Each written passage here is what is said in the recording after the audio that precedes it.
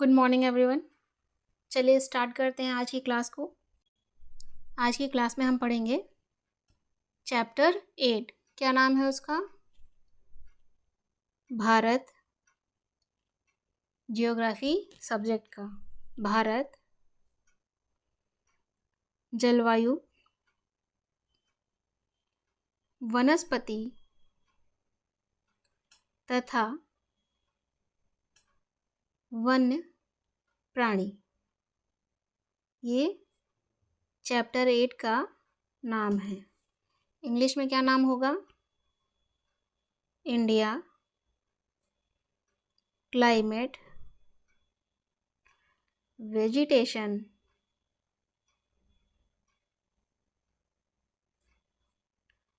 And wild life. ठीक है, ये चैप्टर का नाम है। इसे आज हम पढ़ने वाले हैं। आज की क्लास में इसे पढ़ेंगे। क्लास 6 का ये अंतिम चैप्टर है। बढ़े तो आगे। देखिए यहाँ पर लिखा हुआ है, आपका जो टॉपिक दिया गया है चैप्टर 8 का, वो है जलवायु, वनस्पति और वन्य प्राणी, वाइल्ड लाइफ। तो सबसे पहले हम जलवायु को जानेंगे। किसे? जलवायु को। लेकिन जलवायु को जानने से पहले हमें जानना होगा क्या? मौसम को। किसे? मौसम को। तभी हम जलवायु के बारे में जान पाएंगे। तो सबसे पहले हम मौसम को जानते हैं, वेदर को जानते हैं। ठीक है, वेदर, मौसम। मौसम क्या है? मौसम सबसे पहले तो अरबी भाषा का शब्द है। किस भाषा का? अरबी भाषा का शब्द है। अरबी भाषा का शब्द है। क्या था अरबी भाषा में? मौसम। अरबी भाषा के मौसम शब्द से लिया गया है, जिसका अर्थ है मौसम। क्या अर्थ है? मौसम। ठीक है, तो ये तो हमने जान लिया। अब बढ़ते हैं, मौसम क्या है? मौसम क्या है? ठीक है, मौसम दिन प्रतिदिन होने वाला जो परिवर्तन है एटमॉस्फेयर में, उसे ही मौसम कहते हैं। कहाँ? वायुमंडल में। दिन प्रतिदिन होने वाला परिवर्तन कहाँ पर? वायुमंडल में। इंग्लिश में क्या कहेंगे? एटमॉस्फेयर में। दिन प्रतिदिन होने वाला परिवर्तन वायुमंडल में क्या है? मौसम है। अब बात करते हैं, ये तो हुई एक छोटी सी सरल डेफिनेशन। वायुमंडल में दिन प्रतिदिन होने वाला परिवर्तन मौसम है, जिसके लिए कुछ कारक उत्तरदायी होंगे, है ना? जैसे कि तापमान, वर्षा, सूर्य की किरणें, ये सभी क्या होंगे? उत्तरदायी होंगे। बात अगर मौसम की करें, इसके उदाहरणों की करें, तो आपको ज़्यादा अच्छे से समझ में आएगा। तो जैसे आपसे पूछा जाए कि आज का मौसम कैसा है, तो आप क्या जवाब देंगे? आप देखेंगे कि आज गर्मी लग रही है आपको, या ठंडी लग रही है, या फिर बाहर बादल छाए हुए हैं, है ना? आप इन सब बातों को ध्यान देंगे। हाँ, आप देखेंगे कि मौसम कभी गर्म होता है, कभी ठंडा होता है, कभी आसमान में क्या होते हैं? बादल छाए होते हैं, और कभी वर्षा होती है। और कभी कभी तो ऐसा होता है कि एक ही दिन में ये सभी स्थितियां हमको देखने को मिल जाती हैं। ऐसा भी होता है या नहीं? बिल्कुल होता है। तो ये जो सभी स्थितियां आप देख रहे हैं, आज गर्मी का दिन है, आज तापमान अधिक है, गर्म महसूस हो रहा है आपको, तो गर्मी का दिन है, आज गर्मी है। हम कहते हैं ना, आज गर्मी बहुत है। ठीक है, क्या कहते हैं हम लोग? आज गर्मी बहुत है। किसकी बात कर रहे हैं हम? मौसम की बात कर रहे हैं। आज गर्मी बहुत है, ये हम बता रहे हैं कि आज गर्मी बहुत है। यही है मौसम। दिन प्रतिदिन, हर दिन ये परिवर्तित होता रहता है, या फिर आज ठंड बहुत लग रही है, या आज ठंडी बहुत हो रही है। ठीक है, ये क्या किसकी बातें कर रहे हैं हम? मौसम की। दिन प्रतिदिन जो परिवर्तन होते हैं वायुमंडल में उसे ही मौसम कहते हैं। स्पष्ट हो गया आपको? सॉरी। जैसे बारिश होने लगे, वर्षा होने लगे, तो क्या कहेंगे हम कि वर्षा होने लगी। ठीक है, सुबह धूप थी लेकिन उसके बाद बादल छाए, और बादल छाने के बाद हमने क्या कहा? वर्षा होने लगी। तो सुबह क्या थी? सुबह गर्मी थी, सुबह गर्मी थी। फिर हमसे किसी ने पूछा कि अभी मौसम कैसा है, तो हमने कहा बादल छाए हुए हैं, है ना। आप बात करते हैं मम्मी से, पापा से, भाई से, बहन से, तो पूछते ना वहाँ का मौसम कैसा है, तो हम बताते हैं सुबह तो गर्मी लग रही थी लेकिन अभी बादल छाए हुए हैं, है ना। फिर बादल छाए हुए हैं, कुछ पश्चात सोचिए बारिश होने लगे, जो कि होती है अक्सर। तब हम क्या कहते हैं? अभी बारिश हो रही है, अभी बारिश हो रही है। स्पष्ट है? आशा करती हूँ आपको समझ में आया होगा कि मौसम क्या है। दिन प्रतिदिन जो डे बाय डे परिवर्तन होते हैं, ठीक है, उन्हें ही मौसम कहते हैं। भारत में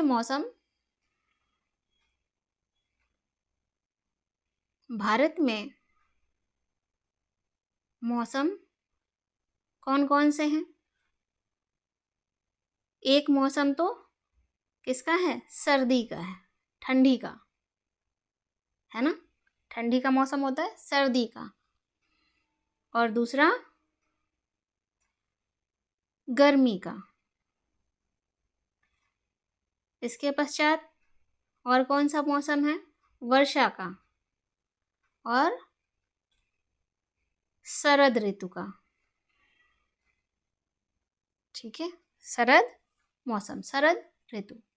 सर्दी विंटर सीजन, गर्मी समर सीजन, वर्षा रेनी सीजन, और शरद ऑटम सीजन। ये जो सर्दी है, सर्दी का मौसम है, इसमें क्या होता है? ये ठंडी का मौसम है। क्या है? ठंडी का मौसम है। विंटर सीजन है। कब से कब तक होता है? दिसंबर से फरवरी तक ठंडी होती है। इस समय क्या होता है? सूर्य की किरणें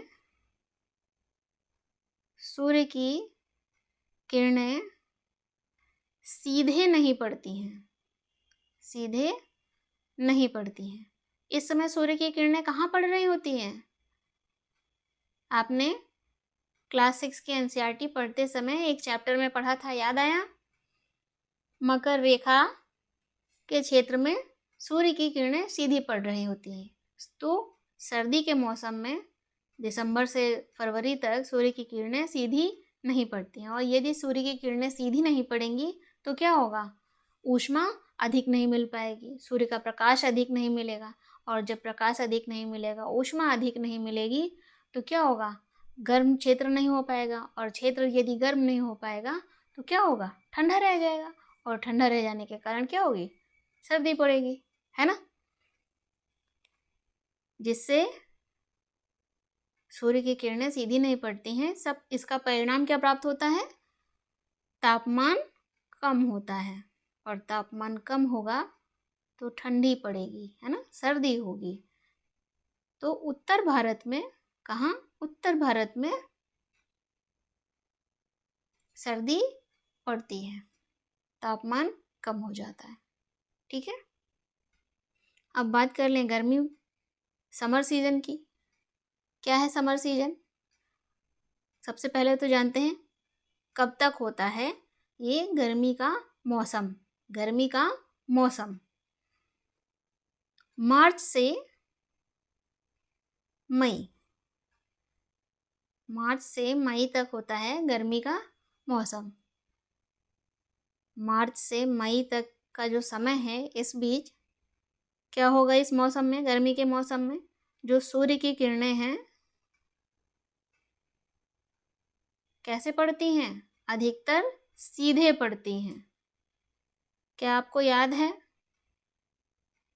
गर्मी के मौसम में अधिकतर सीधे पड़ती हैं। गर्मी के मौसम में सूर्य की किरणें लंबवत होती हैं। कहाँ पर? कर्क रेखा पर। याद है ना? बहुत अच्छे बच्चे हैं आप लोग। जब किरणें सीधी पड़ेंगी तो प्रकाश अधिक प्राप्त होगा, है ना? प्रकाश अधिक प्राप्त होगा तो ऊष्मा अधिक प्राप्त होगी, और ऊष्मा अधिक प्राप्त होगी तो क्या होगा? तापमान बढ़ेगा। तापमान बढ़ेगा। इतना आपको लिखने की कोई आवश्यकता नहीं है क्योंकि आप लोग पढ़ चुके हैं। ठीक है, चलिए। जिससे गर्मी पड़ेगी, गर्मी का मौसम होगा। तापमान बढ़ जाएगा जिससे गर्मी का मौसम होगा। और इसी गर्मी के मौसम में जो हवा है, पवन, है ना, दिन के समय बहुत गर्म और शुष्क होती है, ड्राई होती है, जिसे क्या कहते हैं? लू कहते हैं। याद आया? गर्मी के मौसम में लू चलती है ना, आपने सुना होगा लू लग जाएगी। दोपहर के समय धूप में ना निकलें, बाहर ना निकलें, आवश्यकता पड़े तभी बाहर जाएं, आवश्यकता ना हो तो बेवजह आप बाहर ना घूमें। तो लू चलती है। लू नाम की हवा जो कि गर्म और शुष्क है, चलती है। लू से बचने के लिए क्या उपाय अपनाते हैं आप लोग? लू से बचाव क्या है? ठंडे पेय पदार्थ। ठंडे पेय पदार्थों का क्या करते हैं? उपभोग करते हैं। ठीक है, ठंडे पेय पदार्थों का उपभोग करते हैं। जैसे कौन कौन से? आपने एक पेय सुना होगा, शरबत सुना है? अब लगता है कुछ लोग भूल गए हैं, लेकिन अभी भी बहुत से स्थानों पर इसे पिया जाता है। क्या? चीनी और नींबू पानी, उसमें ये सब मिक्स करके पीते हैं, जो अच्छा होता है शरीर के लिए, गर्मी के लिए अच्छा होता है, लू को भगाने के लिए अच्छा होता है ना? और सरल कर लेते हैं। इसके अलावा शरबत के अतिरिक्त क्या पीते हैं लू को भगाने के लिए या लू ना लगे इससे बचने के लिए? छाछ, मट्ठा, दही, नींबू पानी। अच्छा, कुछ लोगों को शिकंजी याद आ रहा है, वो भी लिख लेते हैं, है ना? शिकंजी। अब इससे ज़्यादा नहीं, है ना? बस, ओके, चलिए आगे बढ़ते हैं। तो हमने जाना गर्मी के बारे में कि गर्मी किस माह से किस माह तक होती है, और गर्मी में सूर्य की किरणें सीधे पड़ती हैं, जिसके कारण तापमान अधिक होता है और मौसम कैसा होता है? गर्मी का होता है। और गर्मी में एक पवन चलती है जो कि बहुत ही गर्मी के कारण वो गर्म होती है और शुष्क होती है। ठीक है, जिसे लू कहते हैं। आगे बढ़े, चलिए आगे बढ़ते हैं। अब बात करते हैं किसकी? वर्षा की। वर्षा का मौसम होता है ना? कब होता है? Rainy season. लिख लीजिए। इंग्लिश के भी कुछ शब्द आप लोग जानते रहिए, ताकि क्या हो, जब आपसे प्रश्न पूछा जाए तो आपको कंफ्यूजन नहीं होना चाहिए। क्योंकि कई बार क्या होता है, हिंदी में नाम ना देकर इंग्लिश में लिख देते हैं हिंदी की तरह। ठीक है, कैसे? जैसे इसको लिख देंगे रेनी सीजन, ये हो गया ना हिंदी में। ठीक है, इस तरह से आपके एग्जाम में आ जाएगा, इसलिए थोड़ी बहुत इंग्लिश आप जानते रहिए। वर्षा का मौसम कब से कब तक होता है? ये मौसम जून से सितंबर तक, जून माह से सितंबर माह तक ये मौसम होता है। ठीक है, वर्षा के मौसम को एक और नाम से जानते हैं। क्या नाम है? दक्षिण पश्चिम मानसून। दक्षिण पश्चिम मानसून। इस समय वर्षा के मौसम में आपने भारत का मानचित्र लास्ट क्लास में बहुत अच्छे से अभ्यास किया है ना, देखा है। तो हम उसे ही यहाँ बनाने जा रहे हैं। ये क्या है? भारत का मानचित्र है। तो वर्षा का जो मौसम है अन्य नाम से जानते हैं दक्षिण पश्चिम मानसून। इस समय जो पवन है, क्या पवन, वो बंगाल की खाड़ी से, क्या आपको याद है बंगाल की खाड़ी किस ओर है? लास्ट क्लास में आपने बहुत अच्छे से जाना है ना। और पश्चिम की ओर अरब सागर है। तो जो पवन है वो बंगाल की खाड़ी तथा अरब सागर से स्थल की ओर बहती है। यहाँ जैसे ये पवन चल रही है, ठीक है, ये कुछ अरब सागर की ओर से और कुछ बंगाल खाड़ी की ओर से आगे बढ़ती हैं स्थल की ओर। इसके आगे क्या है? स्थल है ना। यहाँ बढ़ेंगे स्थल है, अंदर जाएंगे तो क्या होगा? स्थल होगा। और अपने साथ क्या लाती हैं? ये जो पवन ये चल रही हैं, ये अपने साथ क्या लाती हैं? नमी लाती हैं। क्यों? क्योंकि ये आप देख सकते हैं बंगाल की खाड़ी, अरब सागर और नीचे क्या है? हिंद महासागर। यहाँ से जब पवन गुजरती है तो नीचे हिंद महासागर में क्या है? पानी है, जल है।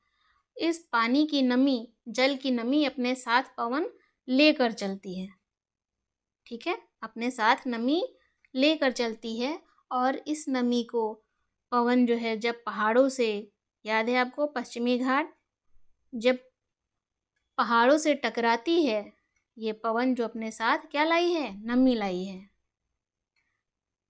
पवन जो अपने साथ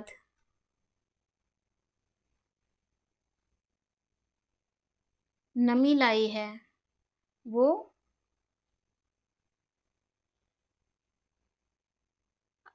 अपने साथ नमी लाई है, क्या होती है? आगे बढ़ती है और पहाड़ों से टकराकर क्या करती है? वर्षा करती है। वर्षा करती है, ठीक है। तो बड़े स्तर पर वर्षा होती है दक्षिण पश्चिम मानसून से। भारत में बड़े स्तर पर वर्षा किससे प्राप्त होती है? दक्षिण पश्चिम मानसून से। या वर्षा के मौसम में सबसे अधिक वर्षा भारत को प्राप्त होती है। स्पष्ट है? चलिए आगे बढ़ते हैं। लास्ट मौसम कौन सा था? याद है? शरद ऋतु,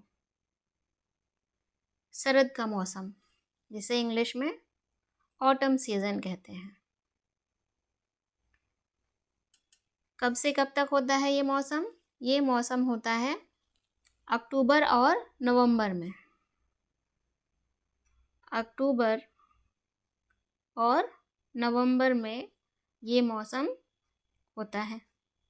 स्पष्ट है?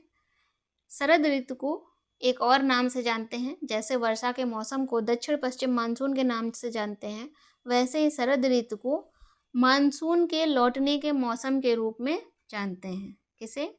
मानसून के लौटने के मौसम के रूप में जानते हैं। इस समय जो ऑटम सीजन होता है, इस समय आपने देखा वर्षा के मौसम में पवन जो है पानी लेकर नमी के साथ आगे बढ़ती है और पहाड़ों से टकराकर क्या करती है? वर्षा करती है। और बहुत अधिक वर्षा के मौसम में प्राप्त होती है भारत को। वहीं जब शरद ऋतु में हम देखते हैं तो क्या देखते हैं? शरद ऋतु को मानसून के लौटने का मौसम कहते हैं, ठीक है। इस समय शरद ऋतु में पवन स्थल भागों से, कहाँ से, जो पवन है ना, स्थल भागों से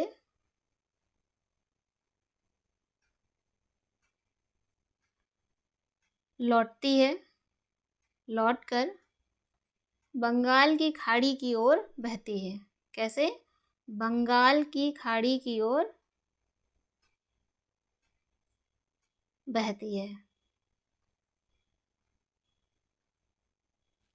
जैसे कि आप देख सकते हैं मानचित्र में, ये भारत का मानचित्र है। जब दक्षिण पश्चिम मानसून वर्षा का मौसम आया तो पवन दक्षिण पश्चिम से अंदर की ओर गई, है ना। देखा आपने, कुछ इस तरह से, और इस तरह से यहाँ तक जाती है। ठीक है, यहाँ क्या है? राजस्थान है। क्या है? राजस्थान है। सबसे अंत में ये पवन राजस्थान राज्य में पहुँचती हैं और वहाँ से लौटना, यहाँ से लौटना शुरू करती हैं। तो लौटती हैं तो ऐसे लौटती हैं। आपने देखा कहाँ आई? बंगाल की खाड़ी में आई, बंगाल की खाड़ी की ओर प्रवाहित होती हैं।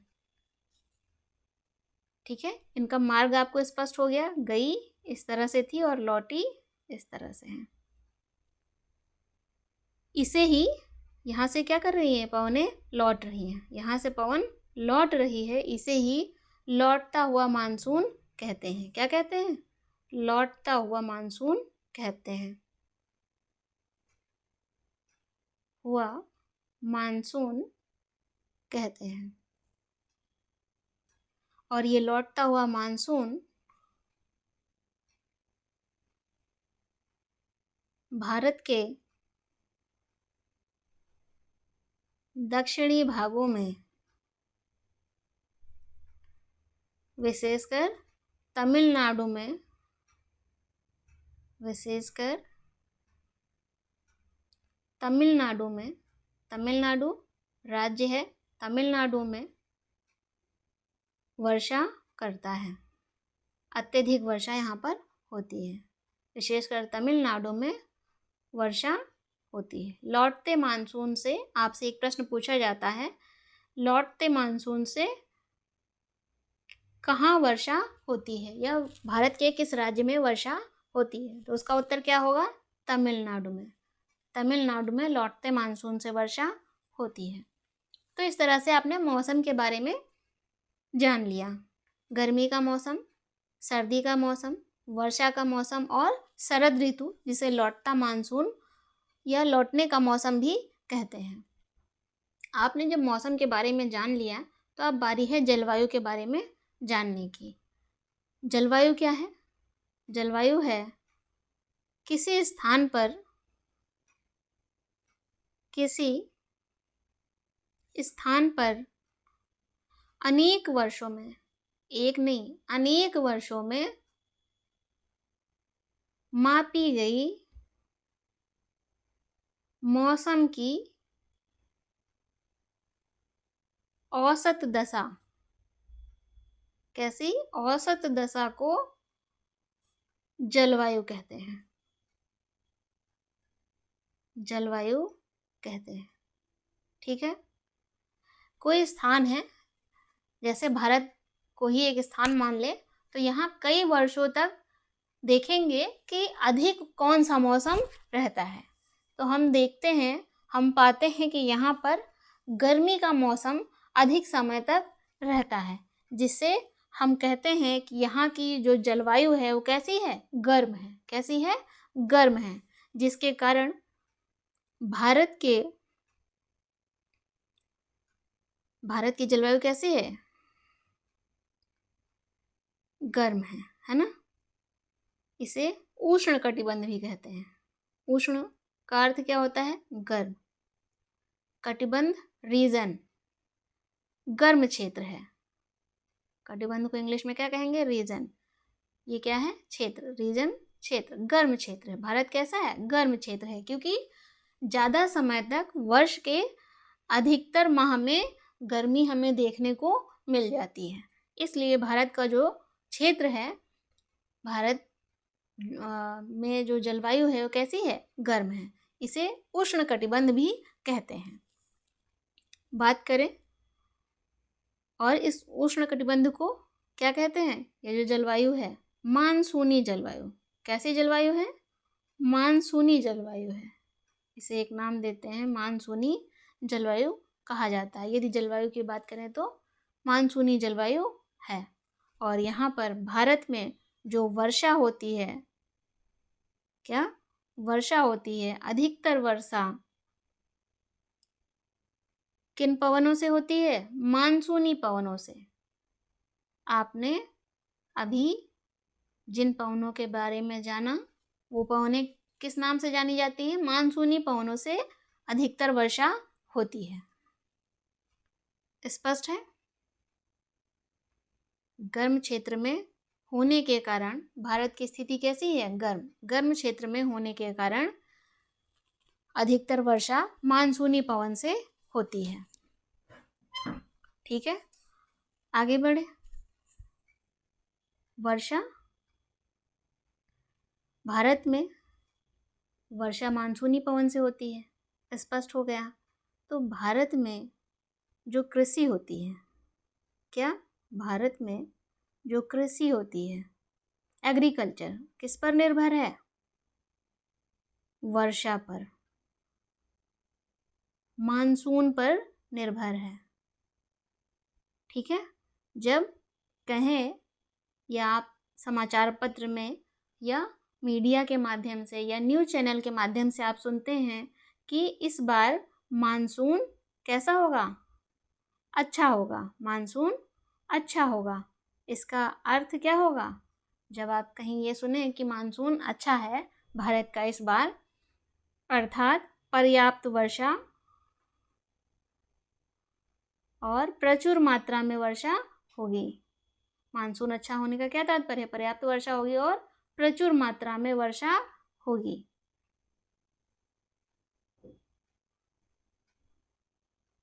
वर्षा होगी, और जब वर्षा पर्याप्त होगी और प्रचुर मात्रा में होगी तो हमारी जो भारत की कृषि है, एग्रीकल्चर है, जो कि वर्षा पर निर्भर है, और वर्षा होने पर जब बारिश अच्छी होती है, वर्षा अच्छी होती है, तो फसल का उत्पादन क्या होता है? फसलों का उत्पादन बढ़ जाता है, उत्पादन अच्छा होता है। ठीक है, फसलों का उत्पादन बढ़ जाता है और अच्छा होता है। ठीक, समझ में आ रहा है? अच्छा, यहाँ एक रोचक बात आपको बताते चलते हैं। आप वर्षा वर्षा इस शब्द को बार बार सुन रहे हैं, तो वर्षा किस भाषा में है? हिंदी में। हिंदी में क्या कहते हैं? वर्षा कहते हैं। अगर बात उर्दू की करें तो उर्दू में वर्षा को क्या कहते हैं? बारिश कहते हैं, है ना। और मराठी में, मराठी भाषा है, मराठी भाषा में वर्षा को पाऊस कहते हैं। साथ ही बंगाली, बंगाली भाषा में वर्षा को क्या कहते हैं? उच्चारण यदि गलत हो तो उस पर ध्यान नहीं देना है, ठीक है, वर्षा, है ना, क्योंकि आपको समझाने के लिए मैं बोल रही हूँ। चलिए आगे बढ़ें। ये तो हुई कुछ रोचक और इंटरेस्टिंग बातें। अब हम आगे बढ़ते हैं और देखते हैं आगे क्या है। इस चैप्टर में आगे क्या जानने को हमें मिलने वाला है। तो हमने जलवायु के बारे में कुछ चीज़ें जानी हैं। जो जलवायु होती है, जैसे भारत की ही जलवायु आपने अभी जाना ना, भारत की जलवायु कैसी है? मानसूनी जलवायु है, मानसूनी जलवायु है ना। तो ये जो जलवायु है ये किस पर निर्भर करता है?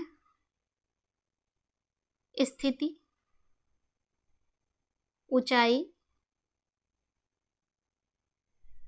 उस स्थान की स्थिति कैसी है, ऊंचाई क्या है, और समुद्र से दूरी क्या है, और उच्चावच, रिलीफ, उच्चावच, उच्चावच क्या होता है? किसी स्थान के कोई स्थान कितना ऊंचा है, नीचा है, सतह उसकी खुरदरी है, पर्वत, पहाड़, मैदान, इन सब के बारे में बताता है। ठीक है, इसे इंग्लिश में रिलीफ कहते हैं। तो जलवायु किसी स्थान के जो जलवायु है इन पर निर्भर करती है। ठीक है, चलिए देखते हैं। जैसे हम भारत की जलवायु की बात करें तो हमें बहुत विभिन्नता, भारत की जलवायु में हमें बहुत सी विभिन्नता देखने को मिलेगी। क्षेत्रीय विभिन्नता देखने को मिलेगी, फिर क्षेत्र वाइज भी देखने को मिलेगी। देखते हैं कैसे भारत में विभिन्नता है जलवायु के स्तर पर। चलिए बात कर लेते हैं भारत में। ये है भारत, है ना। ये गुजरात और ये रहा राजस्थान। ठीक है, चलिए गुजरात और राजस्थान हम देखते हैं कि जो राजस्थान है, राजस्थान का क्षेत्र कौन सा? जैसलमेर और बीकानेर। ये क्या है? जैसलमेर और बीकानेर। यहाँ पर क्या होता है? बहुत गर्म स्थान है। जैसलमेर और बीकानेर क्या है? बहुत ही गर्म स्थान है। लेकिन अगर हम बात करें द्रास और कारगिल की, किसकी? द्रास और कारगिल की। कहाँ है ये द्रास और कारगिल? जम्मू कश्मीर में। जम्मू कश्मीर का मानचित्र कुछ इस तरह से बनेगा, है ना, कुछ कुछ ऐसा है।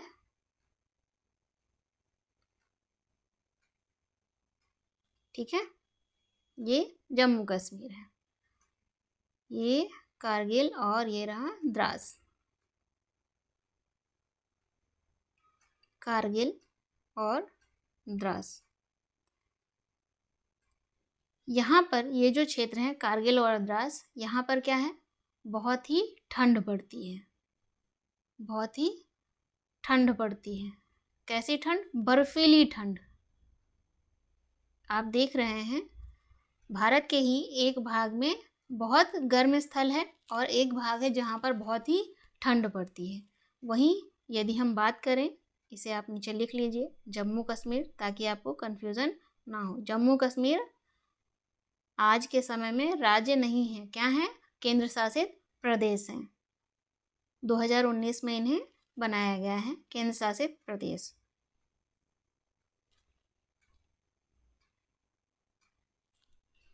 आगे बढ़ते हैं। भारत में ही एक ऐसा क्षेत्र मुंबई, क्या कहते हैं? मुंबई, और यहाँ कोलकाता। ठीक है, ये जो क्षेत्र हैं आप देख सकते हैं, इस तरफ क्या है? पश्चिम में अरब सागर और पूर्व में बंगाल की खाड़ी। ठीक है, समुद्र से क्या है? यहाँ पर नज़दीकी है, समुद्र से दूरी बहुत कम है। ये समुद्र है, समुद्र से दूरी बहुत कम है। तटीय क्षेत्र हैं ये, क्या है? तटीय क्षेत्र हैं, जिसके कारण मुंबई और कोलकाता तटीय क्षेत्र हैं, तट पर स्थित हैं। तो इसके कारण क्या होता है? यहाँ पर ना अधिक ठंड होती है और ना अधिक गर्मी। ठीक है, ना अधिक गर्मी होती है। मध्यम जलवायु के क्षेत्र हैं और समुद्र तट पर होने के कारण यहाँ ये जो स्थान है बहुत ही क्या होते हैं? आर्द्र होते हैं। ठीक है, कैसे होते हैं? आर्द्र होते हैं। आपने एक और क्षेत्र सुना होगा, कौन सा? सबसे ज़्यादा वर्षा कहाँ होती है? बहुत ही कॉमन क्वेश्चन है। सबसे ज़्यादा वर्षा कहाँ होती है? अच्छा, आप सोच रहे हैं कहाँ बताना है, भारत में या विश्व में? विश्व में सबसे ज़्यादा वर्षा विश्व में कहाँ होती है? उत्तर है मेघालय के, भारत के मेघालय राज्य में स्थित मौसिनराम में। कहाँ होती है? मौसिनराम में। ठीक है, ये मौसिनराम पूर्वी खासी हिल्स, खासी हिल्स जिले में है। ठीक है, मौसिनराम यहाँ आप लिख लें ताकि आप भूलें नहीं। विश्व में सबसे अधिक वर्षा यहाँ होती है। विश्व में सबसे अधिक वर्षा यहाँ होती है। कहाँ? मौसिनराम में, जो कि मेघालय में स्थित है, भारत की। स्पष्ट है? मेघालय, यहाँ पर आप राज्य देख रहे हैं, इसकी राजधानी क्या होगी? शिलोंग। मेघालय की राजधानी शिलोंग है। ठीक है, एक दो अतिरिक्त बातें तो जान ही सकते हैं हम। चलिए आगे बढ़े, बिल्कुल आगे बढ़ते हैं। अच्छा, आप सोच रहे हैं मेघालय मैप में दिखाऊं? चलिए दिखा देते हैं भाई। मैप में दिखाएंगे तो ये आप ये देख सकते हैं, ये क्या है? ये बांग्लादेश है। ठीक है, ये बांग्लादेश है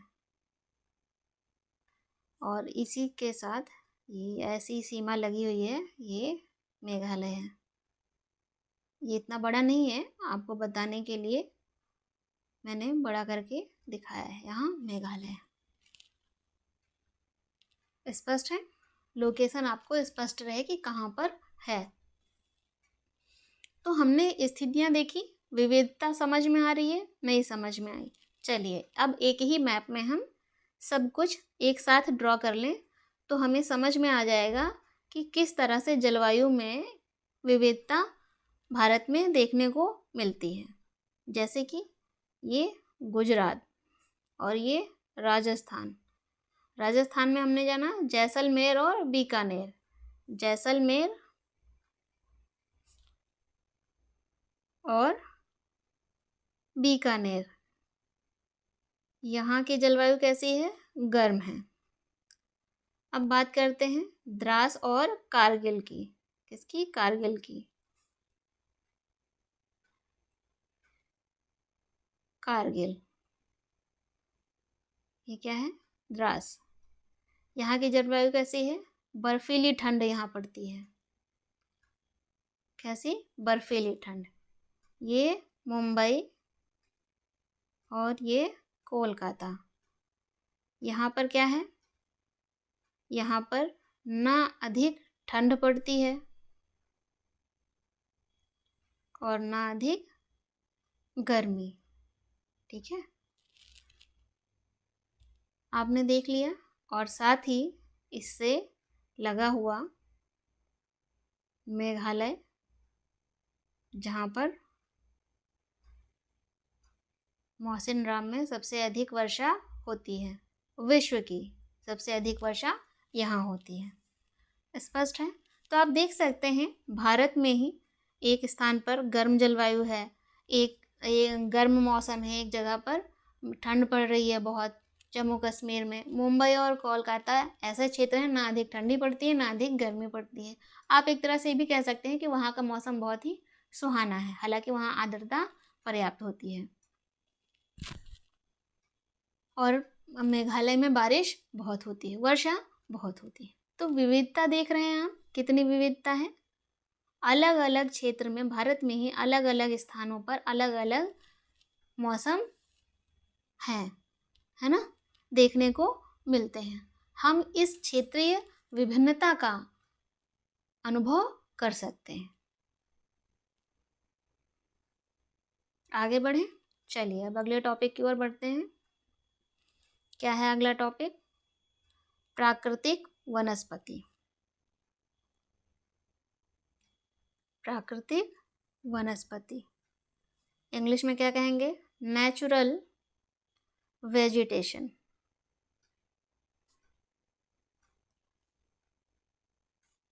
है ना? क्या होती है प्राकृतिक वनस्पति? आपने देखा होगा अपने आसपास चारों ओर पेड़ पौधों को, है ना? कुछ ऐसे पेड़ पौधे आपने देखे होंगे जैसे वो बहुत ही छोटे होते हैं। कैसे? बहुत ही छोटे होते हैं। कितने छोटे? जैसे कि सबसे पहले तो हम जान लेते हैं, हमें अगर कहीं खेलना हो, क्या खेलने का मन जब भी करता है तो हम किसकी तलाश करते हैं? कैसे मैदान की तलाश करते हैं? घास वाले मैदान की, है ना? घास वाले मैदान की तलाश करते हैं। तो घास भी तो पादप ही है ना? बिल्कुल सही। इसके बाद हमने देखे होंगे कुछ छोटे छोटे पौधे, जैसे फूलों के पौधे जो हम गमलों में लगाते हैं अपने घरों में। तो कुछ छोटे पौधे जो कि जैसे हमने देखा फूलों के पौधे जो हम घर में अक्सर लगाते हैं, इन्हें क्या कहते हैं? झाड़ी कहते हैं। श्रब, ठीक है, इन्हें झाड़ी कहते हैं। कैक्टस, फूलों के पौधे। इसके अतिरिक्त हमने बड़े बड़े पेड़ भी देखे हैं, लंबे वृक्ष, लॉन्ग ट्री, देखा है ना? उदाहरण कौन से, किसे कह रहे हैं हम लंबे वृक्ष? जैसे आम का पेड़, है ना? नीम का पेड़, अमरूद का पेड़, देखा है ना हमने? ये क्या है? इन पेड़ों पर जो लंबे वृक्ष हैं, इन पर पत्तियां और शाखाएं, ब्रांचेस क्या होती हैं? अधिक होती हैं। इनकी पत्तियां और शाखाएं अधिक होती हैं, है ना? हाँ बिल्कुल। तो पत्तियों की मात्रा भी इनमें बहुत अधिक होती है और शाखाएं भी बहुत अधिक होती हैं। ये तो पेड़ों के कुछ व्यवहारिक संदर्भ में मैंने आपको रूप बताए। कुछ छोटे होते हैं, कुछ बड़े होते हैं, कुछ घास जितने ही होते हैं। अब बात करें किसकी? प्राकृतिक वनस्पति की, जो इन्हीं से निकलकर आएगा। इसलिए मैंने आपको सबसे पहले इनके बारे में बताया है। बात कर लेते हैं घास। क्या? घास, झाड़ियाँ और पौधे। घास, झाड़ियाँ और पौधे जो बिना मनुष्य की सहायता के, घास, झाड़ी और पौधे जो बिना मनुष्य की सहायता के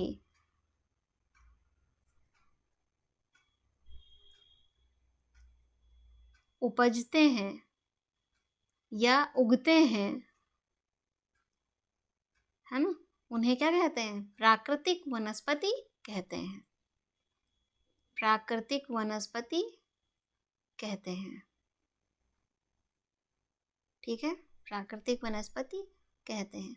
आप इन घास, झाड़ियों या पौधों को बड़ा होने में कोई भी मदद नहीं करते हैं। प्राकृतिक रूप से ये पौधे, घास या झाड़ियाँ बड़े होते हैं। आप देखते हैं कोई भूमि जो है, कोई सतह कहीं खाली पड़ी हो, वहाँ पर अपने आप ही क्या उगाते हैं, घास उगाती है या फिर झाड़ी उगाती है या फिर कोई भी पौधा उगाता है, देखा होगा आपने। वो सभी प्राकृतिक वनस्पति कहलाएंगे, जिसमें आपने, मनुष्य ने कोई भी सहायता नहीं की है। स्पष्ट है? चलिए, अलग अलग प्रकार की जो जलवायु होती है वहाँ पर आपने अलग अलग प्रकार की क्या देखेंगे? पेड़ पौधे देखेंगे, वनस्पति देखने को मिलेगी। जैसे जहाँ पर अधिक वर्षा होती है वहाँ पर अधिक वनस्पति देखने को मिलेगी, पेड़ पौधे आपको देखने को मिलेंगे। जहाँ पर कम वर्षा होती है वहाँ पर कम पेड़ पौधे आपको देखने को मिलेंगे, और जहाँ पर मध्यम वर्षा होती है वहाँ पर ना बहुत अधिक पेड़ पौधे होंगे, वनस्पति होगी, और ना ही कम, ठीक है? बीच की स्थिति वहाँ पर देखने को आपको मिलेगी। स्पष्ट है? चलिए आगे बढ़े।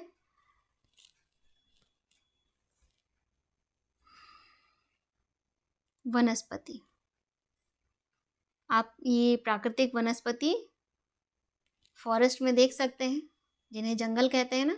वहाँ पर तो कोई पेड़ लगाने नहीं जाता है। लगाने जाते हैं क्या? नहीं, जंगल में, फॉरेस्ट में कोई भी पेड़ लगाने नहीं जाता है। तो वो जो जंगल होते हैं, वन होते हैं, उन्हें क्या कहते हैं? वो सभी प्राकृतिक वनस्पति में आ जाएंगे, है ना। ध्यान रखना है, जब भी प्राकृतिक वनस्पति की बात की जाए तो एक शब्द बहुत ध्यान में रखना है, वो है मनुष्य की सहायता के बिना। ठीक है, चलो आगे बढ़ते हैं। जानते हैं हमें वनों की आवश्यकता क्यों है। हमने प्राकृतिक वनस्पति को जान लिया, अब जानते हैं वनों की आवश्यकता क्यों है। Why are forests necessary? One, one क्या है? वन में ही तो है ना ये प्राकृतिक वनस्पतियां, फॉरेस्ट। ठीक है, ये बहुत ही लाभदायक है हमारे लिए। वन हमारे लिए बहुत ही लाभदायक है। कैसे? एक एक करके हम जानते हैं। जैसे कि सबसे पहले तो हम जो सांस ले रहे हैं, क्या सांस ले रहे हैं, वो हमें वन से प्राप्त होती है। आपको याद होगा लास्ट क्लास में हमने बताया था, क्या बताया था?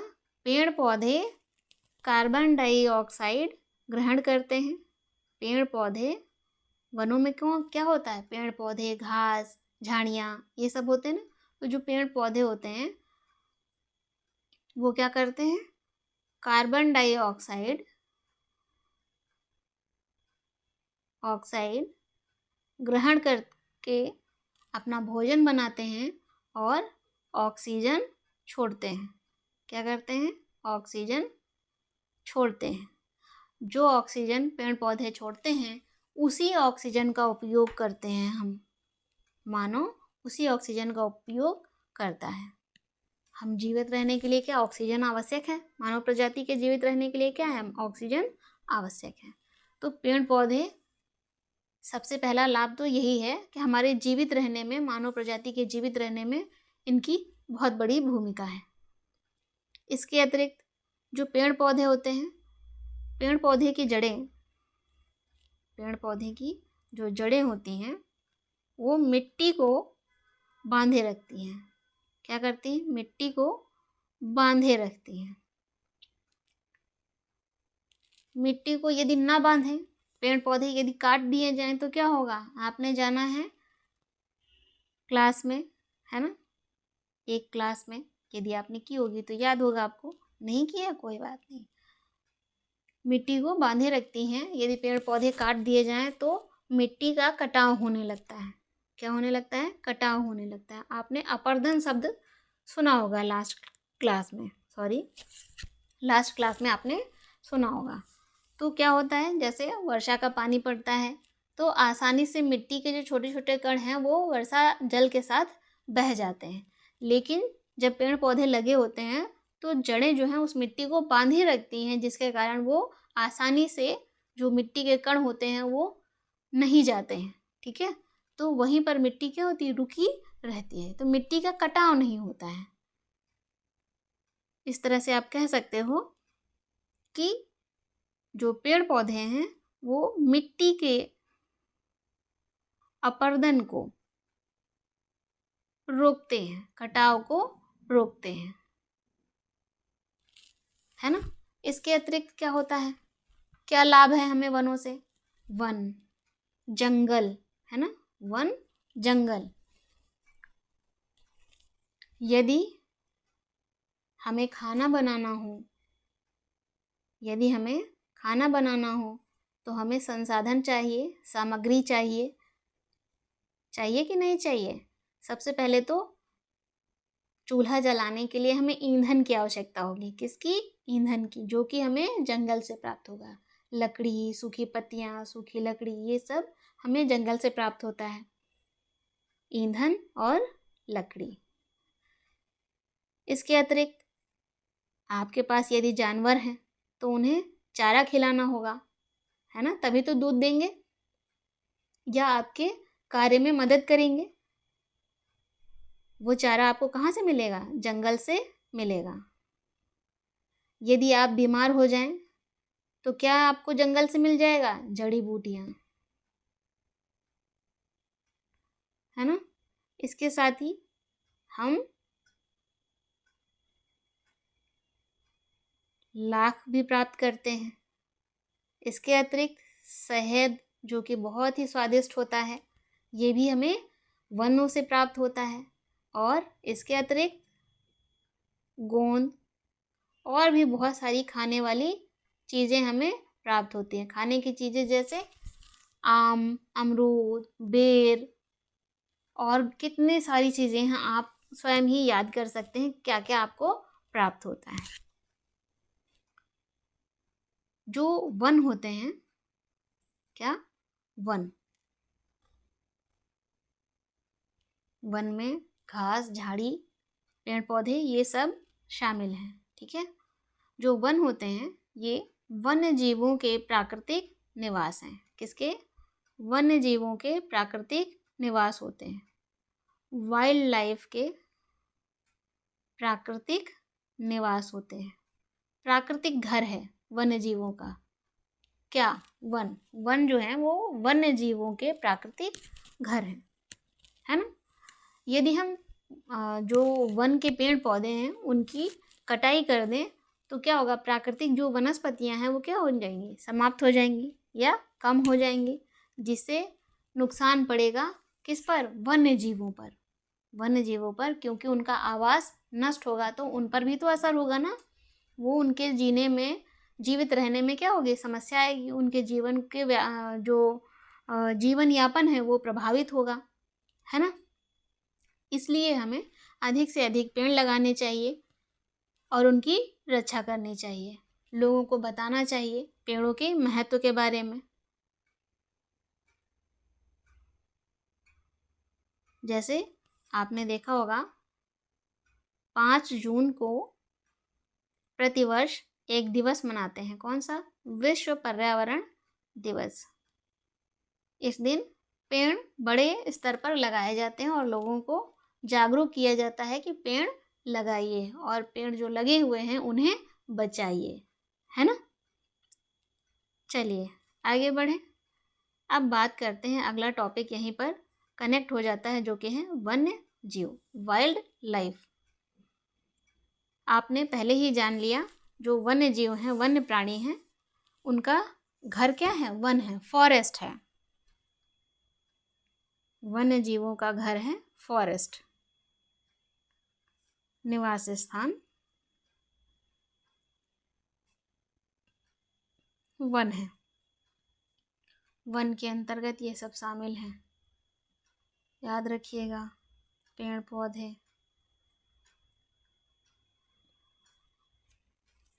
कौन कौन से वन्य जीव रहते हैं वनों में? जैसे कि वैसे तो वनों में बहुत सारे जंतुओं की बहुत सारी प्रजातियां और बड़ी संख्या में रहती हैं, फिर भी हम कुछ जान लेते हैं। जैसे सरीसृप, इंग्लिश में रेप्टाइल। रेप्टाइल के अंतर्गत क्या आएगा? सरीसृप में सांप, जो रेंग कर चलते हैं, सांप रेंगता है ना। सांप के अंतर्गत आपने सुना होगा एक नाम, सांप में बहुत ही प्रसिद्ध है, कोबरा सांप, है ना। दूसरा करैत, इस सांप के बारे में भी आपने सुना होगा, इसका नाम सुना होगा।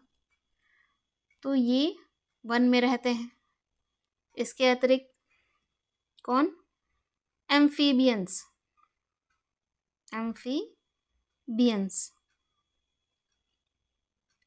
अच्छा, मैंने आपको इंग्लिश नाम पहले बता दिया, कोई बात नहीं। इन्हें हिंदी में क्या कहते हैं? उभयचर। कौन से ऐसे जीव जो जल और स्थल दोनों पर रह लेते हैं, जीवन यापन करते हैं, उन्हें उभयचर कहते हैं, उभयचर जीव कहते हैं। ठीक है, जैसे मेढक। अब बात करते हैं किसकी? बर्ड्स की, पक्षियों की। जैसे मोर, ठीक है। स्तनधारियों की, स्तनधारियों को इंग्लिश में क्या कहते हैं? मैमल्स। और इंसेक्ट्स, इनके बारे में अभी जानते हैं हम, कीट और कृमि, वर्म्स, इन सब का निवास स्थान वन है। क्या है? वन है। इनकी कई प्रजातियां पाई जाती हैं। ये मैंने कुछ नाम आपको बताए, ठीक है। आगे बढ़े, चलिए। जैसे कि इसके बारे में हम जाने, आपने बाघ का नाम सुना होगा। बाघ, टाइगर, है ना? क्या है? राष्ट्रीय, भारत का राष्ट्रीय पशु है। ये भी वन में ही रहता है ना, तो इसका निवास स्थान कहाँ होगा? वन होगा। इसका साइंटिफिक नेम, वैज्ञानिक नाम है पैंथेरा टाइग्रिस, ठीक है। पैंथेरा टाइग्रिस इसका वैज्ञानिक नाम है। ये जो बाघ है देश के विभिन्न भागों में पाया जाता है। जैसे गुजरात के, बाघ नहीं, शेर, बाघ नहीं शेर की बात कर रही हूँ मैं, तो यहाँ पर आप सही कर लीजिए। शेरों का निवास स्थान क्या है? गुजरात।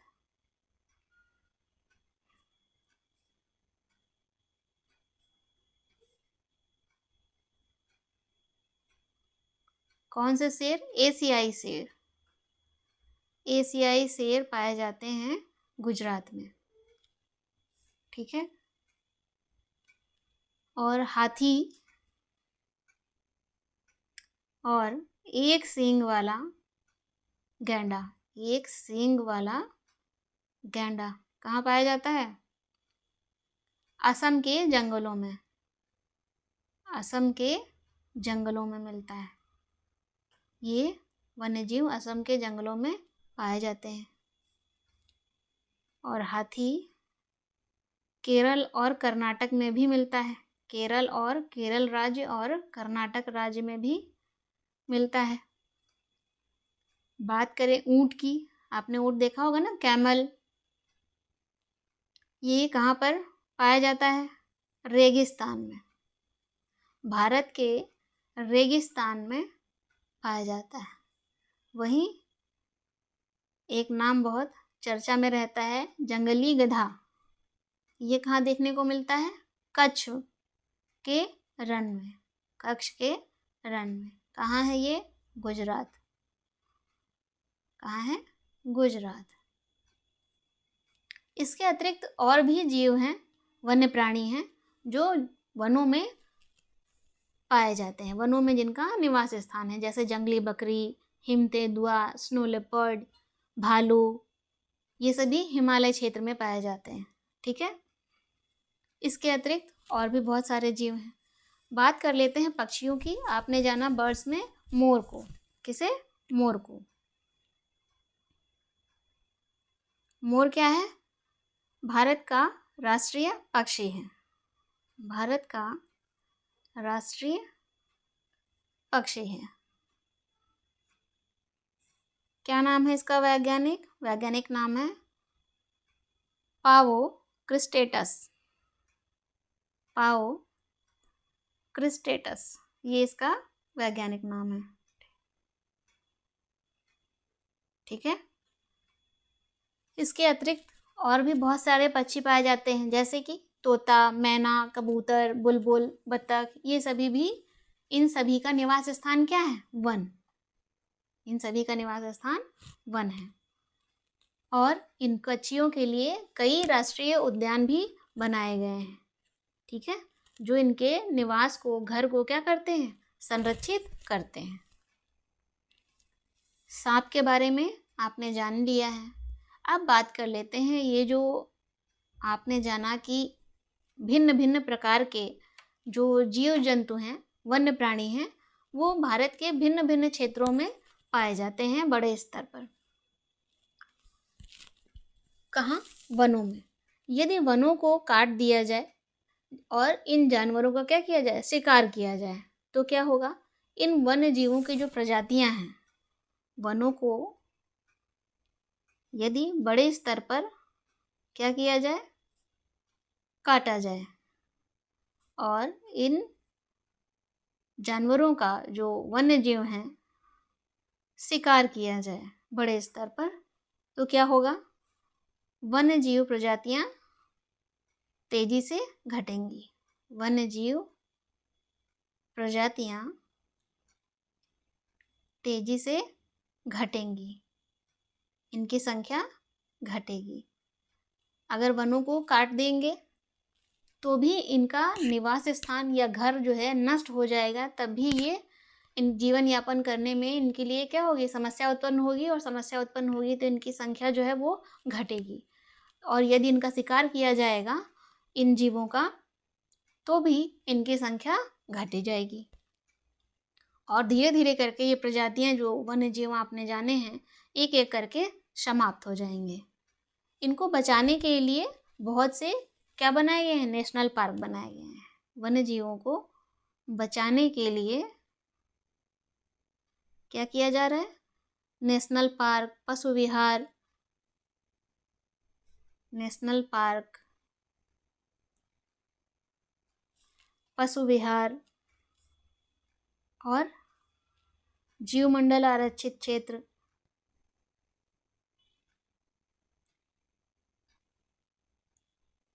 बनाए जा रहे हैं।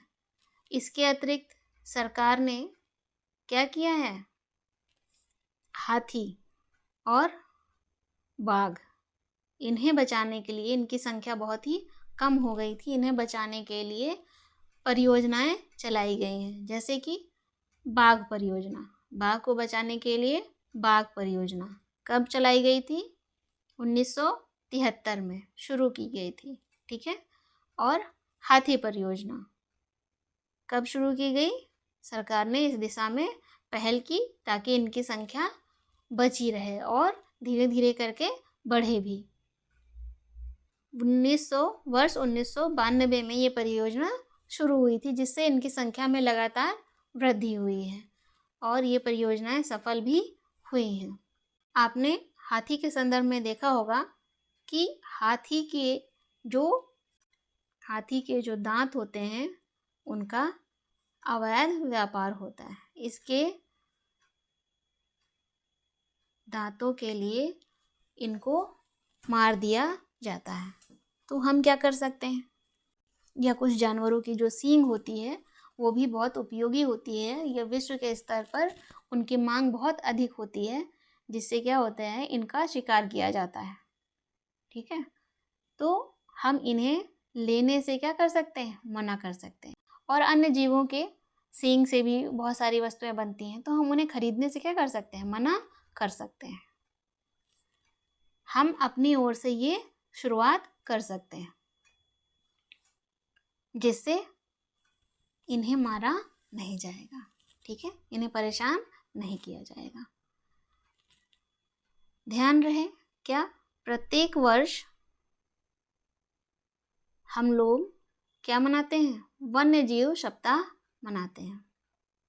वन्य जीव सप्ताह मनाते हैं। कब? अक्टूबर के पहले सप्ताह में।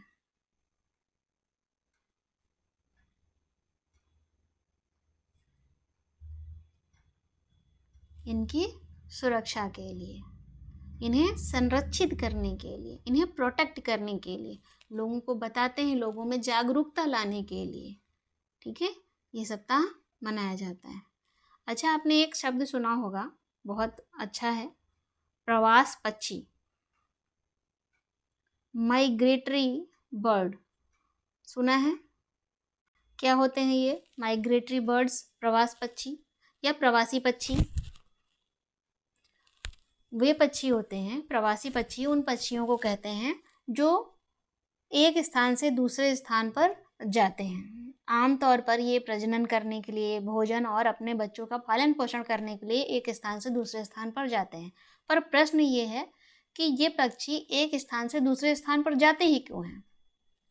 उसका कारण ये है कि एक स्थान से दूसरे स्थान पर जाने का कारण ये है कि जैसे एक स्थान ये है जहाँ ये सबसे पहले रह रहे थे, यहाँ से चलकर ये यहाँ दूसरे स्थान पर जाते हैं। जैसे हम इसे भारत कह सकते हैं और दूसरा ये रूस, एक देश मान लेते हैं।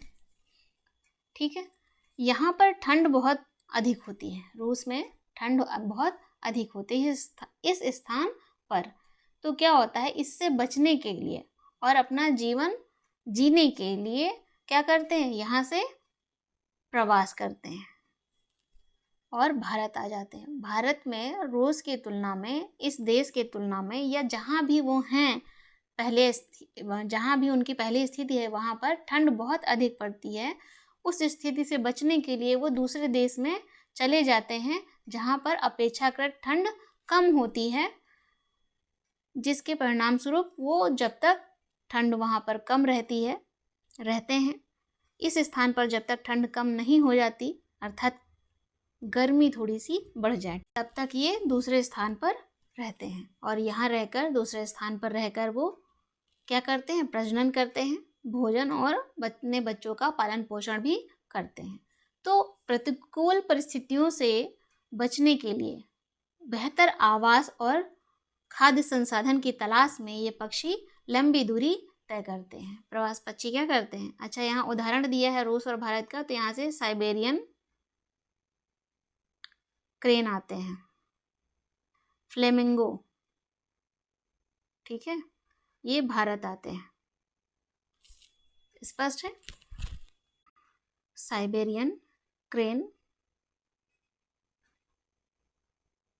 हर साल आते हैं और फ्लेमिंगो पक्षी भी हर वर्ष भारत आते हैं। कब? सर्दी के मौसम में।